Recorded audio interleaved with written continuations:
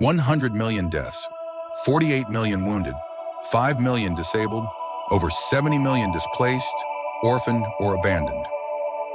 Technology, the force that can shape humanity, but the power has often taken a darker path, wielded for destruction. The World Wars First and Second, the real human catastrophe. August 6th and 9th, 1945. Unleashed its most terrible potential.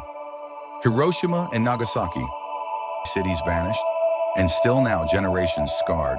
A lesson paid for humanity and nuclear energy.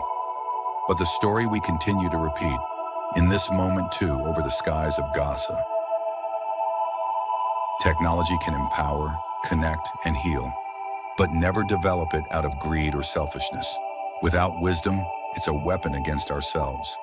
Let technology be the tool that unites humanity without boundaries. The choice is ours.